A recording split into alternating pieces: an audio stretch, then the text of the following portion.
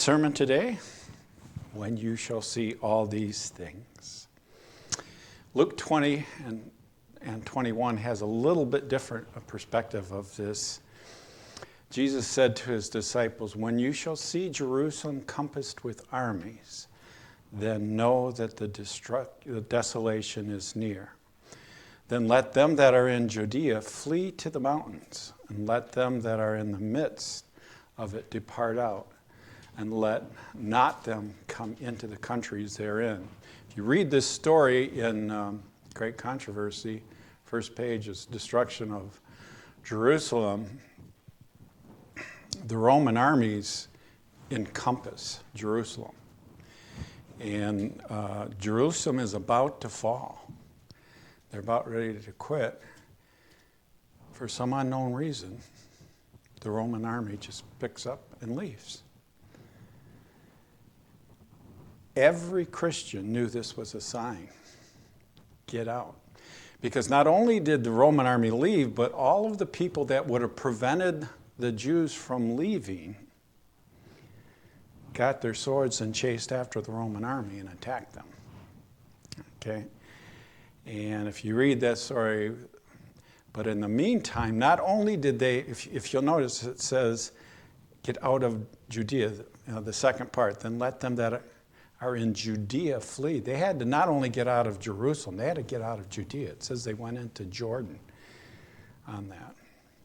So when you shall see, God warned his people, when you shall see this, right? Jesus warned his servants of the impending destruction of Jerusalem before it happened. In Great Controversy, page 30, it says, not one Christian perished in the destruction of Jerusalem. Christ had given his disciples warning, and all who believed his words watched for the promised sign. Jesus also said, I have told you before it happens, so that when it happens, what? You will believe, right? God always warns his people of impending conflicts before they happen. This is from Testimonies, volume 5, page 451.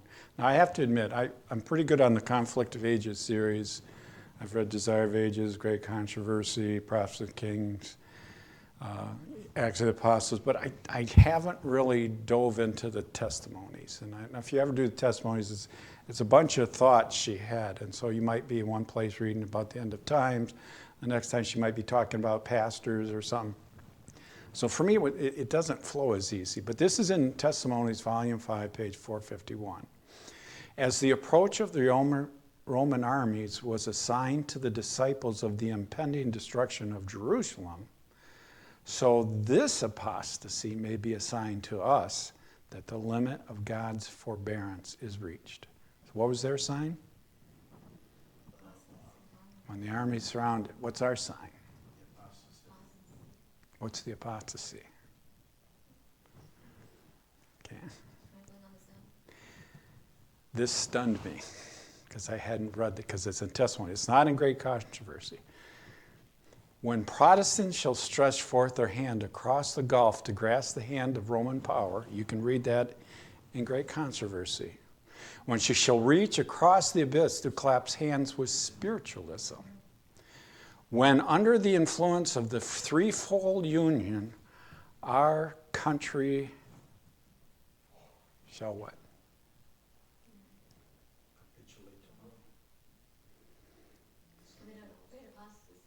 What'd you say, Amanda? All good questions. I did not know this, so if you don't know this, don't feel bad. It shall then repudiate every principle of its constitution as a Protestant and republic government. What does that mean? What does that mean? So are we a democracy? Not really. A democracy says anything goes, right? Whatever the majority wants, you get. The end of a democracy is moral fall. So what are we? What did you say? a constitutional republic, all right? Which means we are guided by a constitution. As long we can do anything as long as it's within that constitution, right? And notice what she said, as a, what's that word? As a Protestant. This really surprised me. I did not know this. I did not know this. She says you can follow a straight line from the Protestant Reformation to the formation of our Constitution. Isn't that amazing? Our Constitution is based on the Protestant Reformation. And remember what two things that are the number one thing that Protestants said: sola scriptura. Am I saying that right? The Bible and the Bible. It says, then they shall repudiate every principle of its constitution as a republic, as a Protestant and republic. I sent a few of you, Brad Oliver sent me a tape, and I'll get into that in a little bit. He kind of talks about it, but I never thought that we'd actually go after the Constitution itself. I always thought we'd go after the First Amendment, but I didn't think we'd actually go after the Constitution on this. It says the Constitution is a Protestant republic government. This is, again, we're going back to Testimonies, Volume 5. She says, when that happens, when we start to repudiate it, then we shall know that the time has come for the marvelous workings of Satan, and that the end is near. So what were the Jews' sign back in their day? Armies. So what's going to be our sign? We're going to throw away the Constitution, right? That's scary. Revelation says, saw a beast rise up and it had two horns like a lamb, but he spoke as a dragon.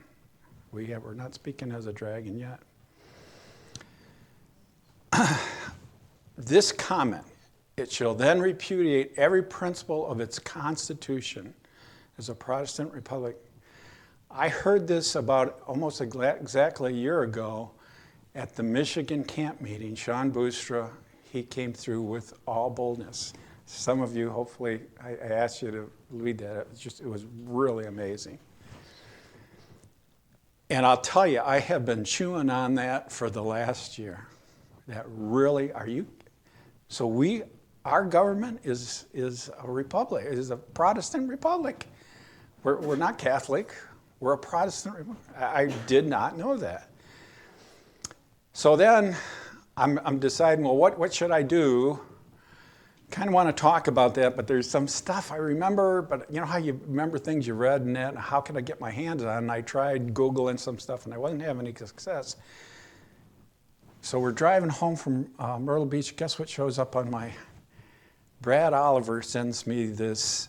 It's a speaker. His name's Chuck. And that's probably not how you spell it, but Blanc is what his name is, they said. He's from Lake City SDA Church, and he was speaking on the National Sunday Law. And he, too, speaks about, he uses this Volume 5, 451, and I kind of went, But he's got a lot of other good stuff in it.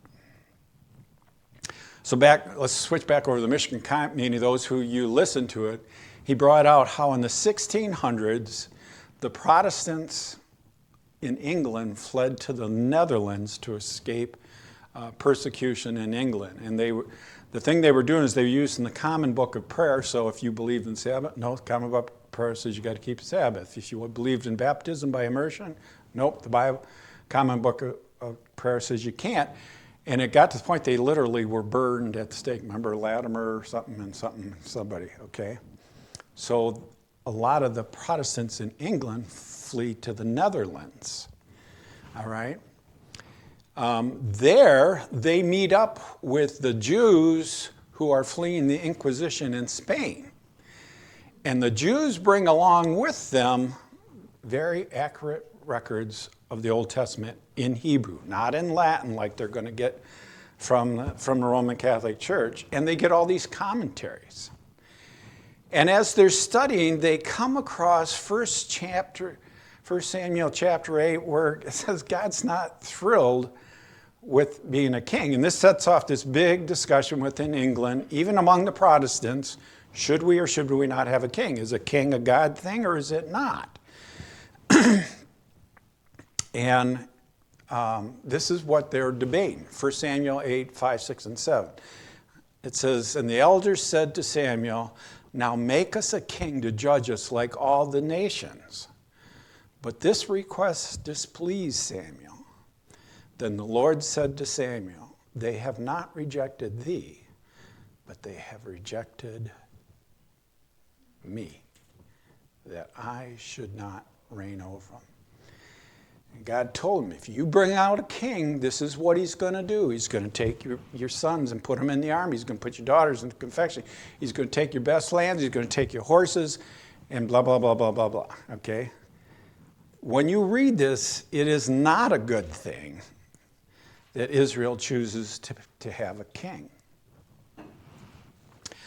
So now this group of people that are in Netherlands, they don't have a king, they don't have a pope over them, right? So how do they meet when they have their meetings? Just like we're doing, right? The early Protestant churches set up a government very similar to what we have in the U.S. They meet in a hall, they vote for a leader, and they have a constitution. You know what their constitution is? The Bible, right? So you got to go by the Bible. So if one of the guys says, "Hey, I want to have 5 wives," no, Bible says you can't, right? And so the early Protestants would elect their leaders, and they would every so often vote them in or vote them out, right? According to what the congregation. Among these were the Congregationalists. I go to New England to see my daughter in Cape Cod. Man, there's congregational churches all over, huge ones. You go back, I love to do this, I'm weird, but I walk through the cemetery to see how old the gravestones go back. 1600s. 1600s on it. It was amazing. The Baptists do something similar. Anybody know what the presbytery means? It literally means congregation. Methodists did that, and of course the Seventh-day Adventists. Now this last September, Lisbeth and I were supposed to go to the Michigan constituency meeting. She couldn't make it. Lynn was first alternate, so we went. And when we went there's like 400 people, and they break you up by districts. We were District 8, and they voted to send somebody to the committee that would nominate or basically make a recommendation. Should we or shouldn't we keep all these church officers? Okay? And I'll tell you, it was pretty intimidating. You want me to say whether Jim Mitchell should still be my president? Shouldn't he be saying if I should still be a member? I mean, and it was pretty. And there was another committee. I don't remember exactly. Was it the bylaws committee, Lynn? But this was the group. What was it? They make the rules. And there they recommended that you be a lawyer, and if possible, you had some knowledge of the Constitution. So if you'd served on it 3 or 4 times before, it was actually a good thing. And they get into all the legal beagle stuff and that. So our church is a constitutional. It's based on a constitution, right? Now I want to switch gears here now, and this is one of the things that what I sent out to the guys to listen to. There's something called Christian nationalism out there.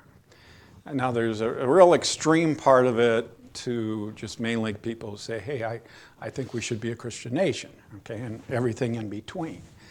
But some of the more militant ones in this group, they're kind of breaking the rules. I don't know if there's a Johnson Amendment to the First Amendment that says separation of church and state, right? So we're tax exempt, but the Johnson Amendment comes and says, yeah, if you get up here and say, hey, vote for Trump, or get up here and vote for Biden, guess what happens? So you'll never guess what our church says. Don't get up there and say vote for Trump or vote for Biden, all right? You shouldn't do that. Plus, it's a great way to offend, probably We got people on both sides of that issue, right? I shouldn't use my pulpit to beat other people up. Now, so I'm down in, first of all, Florida and then Myrtle Beach, but in Florida they got 5 channels to evangelicals, okay? And you get this whole spectrum. Some of them are some of the Pentecostal, which is, all this, we're going to heal you and all this different stuff. One of those channels was called Victory Channel, and another one, which is getting pretty militant, and in my opinion, violates the Johnson Amendment. It's called Flashpoint. And they get up and they say, well, we got to have, well, first of all, let me just finish. They say they have prophets in their church. They do faith healings in which people come up and they touch them and they have the slain in the spirit stuff where they fall down. The pastor refers to them as the rapture generation. Anything wrong with that? Because we might be the rapture generation, right? But you know what he means. The secret rapture generation, right? Going on that. And then part of that is they call it the 7 mountains prophecy. So they claim that there's 7 parts of the government that they should have Christians in power in the government, education, media, business, and that. And they get pretty militant about it, about what they should do.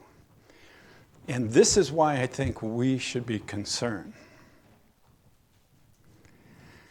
The movement believes that our nation was founded as a Christian nation and should be restored to its original intent of the founders. Now, I just told you I was amazed that we had a Protestant constitution that was based. Does that mean we're a Christian nation? You're right, Kaylee, we're not. But did a lot of Christians influence it? So what part of the Constitution is what really, I think, God inspired? Because, by the way, let me keep going. I got some more stuff. So I asked the question, is founded... The USA, if you read this in the Constitution under its footnotes, it says it was the first nation to allow liberty of conscience. Okay, you know what that means? You can be a Christian, or you don't have to be a Christian. You can be a Baptist, or you can be Catholic. You can be a Jew, a Hindu, Christian, Muslim, whatever you want. That's liberty of conscience. And you know what the rest of the world said? You're nuts. You're going to have complete anarchy. The papacy come out and said this is the most virulent pestilence out there, and in Catholic nations we would prosecute this for heresy. And as soon as we get power, he said, we're going to tolerate it now in America, but as soon as we get power, we're going after that, right? So the U.S. Constitution says you can worship the way you want. That's what it is.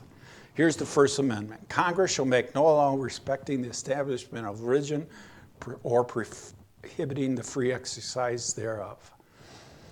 Most of the original members of Congress were not what we would call Christians. They were deists. A deist believes that the Creator basically formed the world and then kind of left us on our own, right? And today we might call them agnostic or whatever. But that's what, for Benjamin Franklin, for example, he was a deist, all right? I want to give you a little insert of what's going on. This is where I think I want us to be aware of current events.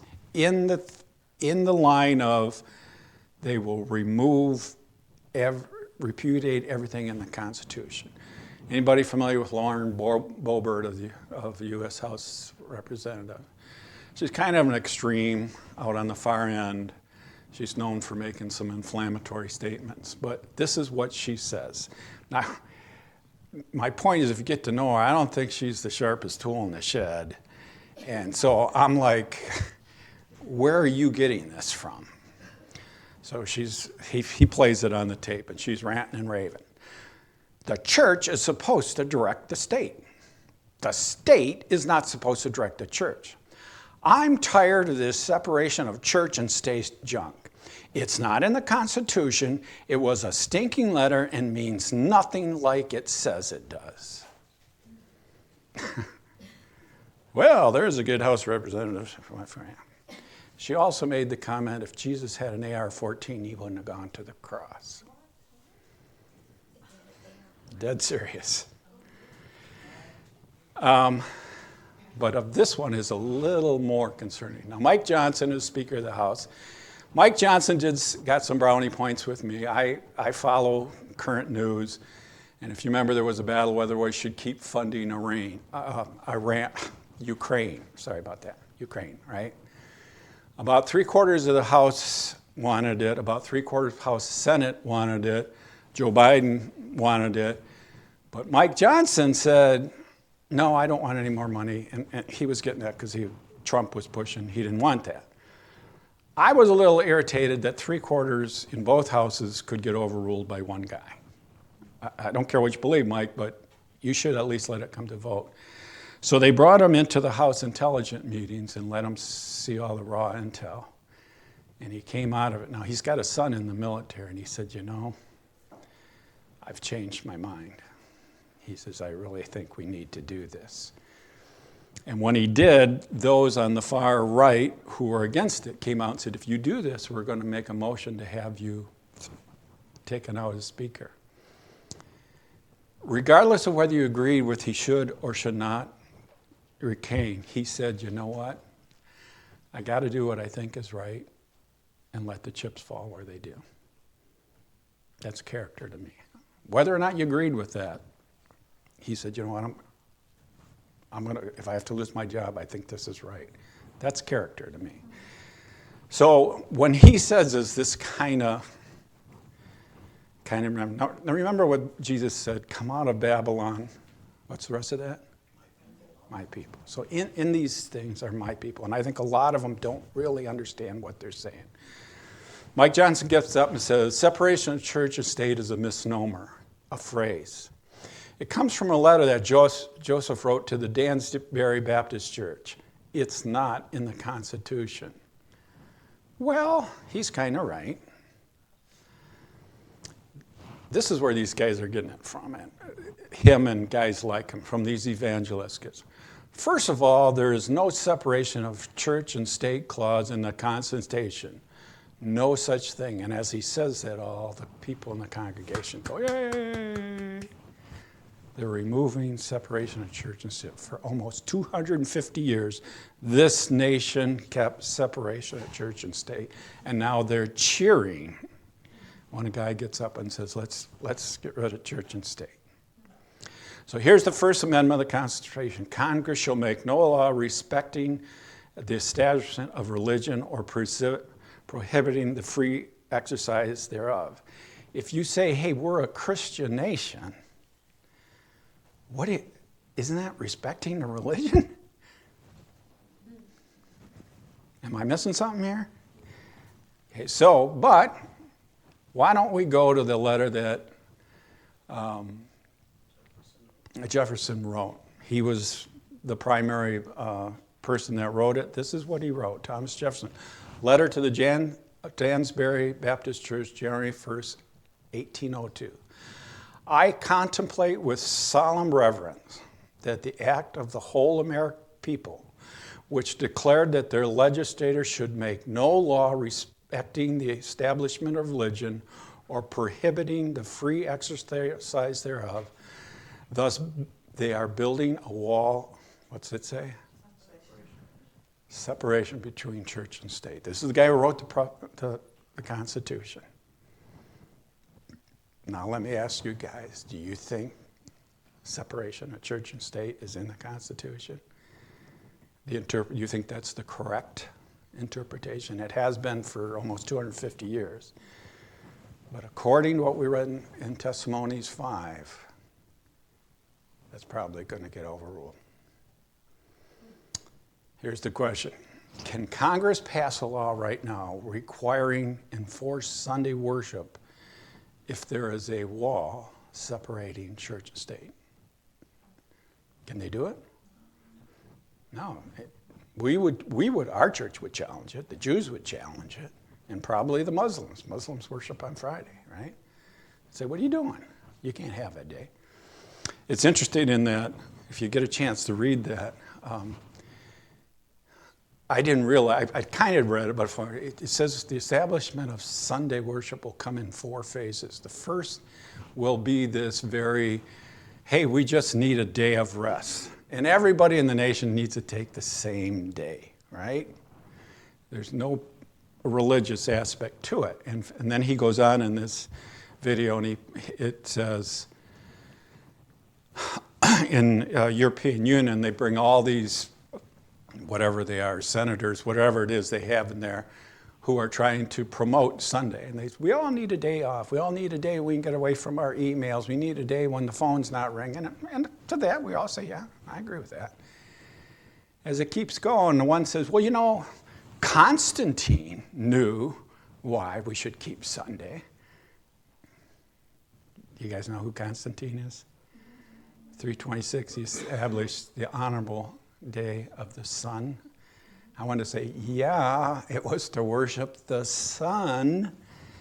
Okay, and then one of them, the last one, gets up and says, well, you know, we all need that day of rest. And for those of us as Christians, we keep the Holy Mass on Sunday. I'm like, not all. Whatever. Can Congress require citizens to worship the image of beast if there is a wall separating church and state? Same thing, right? They can't. This is great controversy, page 444. When the leading churches of the United States, uniting upon such points of doctrine as are held by them in common, shall influence the state to enforce their decrees and sustain their institution, the Protestant America will have formed what? An image of the Roman anarchy, and the infliction of civil powers upon dissenters will inevitably result. You tear down separation of church and state, and it's going to come at us like a tidal wave, right? Here's the second part. Hence, the enforcement of Sunday keeping in the United States would be an enforcement of the worship of the beast and his image. As Seventh-day Adventists, one, I want you to be aware that we might be a little closer to the end than what we thought, right?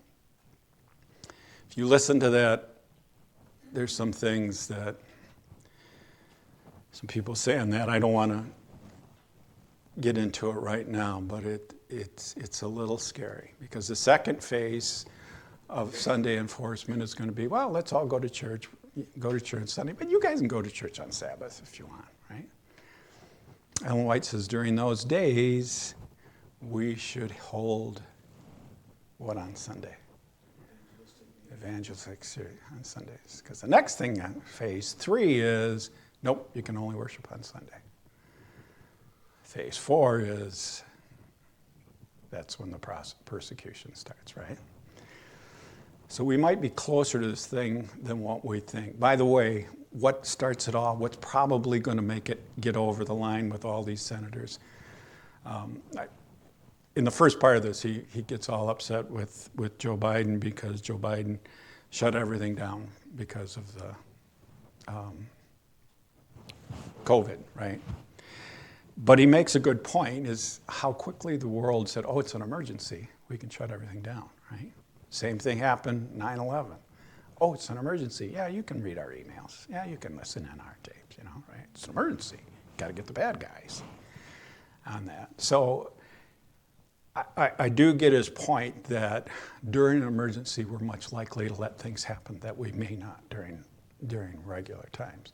Anybody know what the emergency at the end of time sets off, really gets us rolling? Well, what starts is Sunday law. It's economic collapse of a capitalistic system. This thing goes down. 2008, we had this crisis, and all the banks had loaned out all this money based on, they did these derivatives on, so if your value of your house was worth $100,000, we'll give you 90,000. Some of them would give you 100,000. And this was their theory. Houses have never gone down in value. And they started getting crazy, and they started stop looking at people's credit. Hey, this guy just defaulted on the last 3 loans. Oh, no, give him a loan. That's fine. And then they put up all these big junk bonds, and all these big banks bought them up. Well, they began to go bad. And the value of houses collapsed and just set off a chain effect, and the entire banking system of the United States came that close to failing. I think the guy's name was Paulson. They went and they had to get $1 trillion to support these banks from not going out. And they went to Nancy Pelosi, who's a big Democrat. And, you know, Democrats aren't big about giving away a whole bunch of money to bankers, right? Paulson got down on his hands and knees and begged her. He said, "You don't understand, Nancy. If these guys go down, our whole system goes down. You're not supporting a bank, you're keeping America alive." Our conference called all the elders and pastors and said, "I think this might be it, guys." All right? Nancy Pelosi allowed $1 trillion to go out, and we eventually worked our way out of it. They looked back on it. It was far worse than what they thought. We came within it. And I think, remember the Bible talks about at the end of time, the angels at the fore holding back the winds. They were just about to let go. And I got a feeling a lot of prayers went up to God and said, "Please, not yet. We're not ready. Please, not yet." And God stopped that. Guys, we are about triple the amount of debt our nation had compared to what it was. There's no reason people give us any money. We are trillions and trillions and trillions and trillions of dollars in debt. So that's what really kicks it off. And then everybody's going to say, well, we need to get back to church. It's, we need to get back to God, and blah, blah, blah, blah, blah. We need a national Sunday day, then God will bless it. You know what'll happen. But I just wanted to point you out that already they're beginning to get their fingers out, tear that wall down. Tear the wall down, separating church and state. It's right there, right on the edge. The last part, when you shall see these things, pay attention. Now you say, what has all this got to do with us? If you listen to that sermon by Sean Boostra, he said, what are we supposed to do? And then Sean Boostra has quite a voice. He yells, get out of politics. You can't change it. He screams again, get out of politics. The most sacred responsibility ever given to human beings have been given to you. Get to it. Do you know what that is? The most sacred message ever given to human beings is the 3 angels' message. I'm going to say to my church family, get out of politics, but keep your eye on current events. Things are probably a little closer than we thought. We have a window to take this 3 angels' message to the community, right? Wednesday nights, we're doing a Bible study, letting people see how you can do a Bible study to share with people. Our job is to go into Babylon and to call God's people out of Babylon, right? To do that, you got to know your Bible a little bit, don't you? Now, these are the lessons. I'm telling you, if you can't give this Bible study, then you need to go back to step 1 and learn. It's, here's such and such a verse, you read it, and blah, blah, blah, and then there's a blank, and then you fill in the blank. Now, if you can read, you can figure out what that is. That's how difficult it is. You say, but I'm not really good at it. You know what? Let the Holy Spirit work. Holy Spirit is not going to put you in contact with someone to share this if you didn't think you could do it. Besides that, you have the most powerful force in the universe that's going to help you do this. Can we take this to our people here in Grand Blanc? Let's try that again. Can we take this message to the people in Grand Blanc? Amen. There we go. There we go. We're at the end of time. We can start training Wednesday nights. By the way, we do it by Zoom. So if you can't get in, Zoom in, and we just take a little bit of time. We go through one of these lessons, then we pray, and we go on to the next.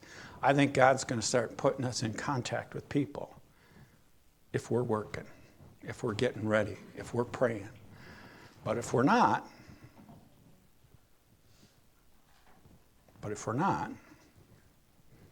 we don't need to go there, right? Let's just get to work. I want to invite every single one of you. Come on in Wednesday night. Zoom right in. Be there for an hour. We'll do a lesson. We'll pray, and you can Zoom right back out, okay? So thank you for hearing my message. And read Testimonies 5, page 451. It's very interesting. Thank you, everyone.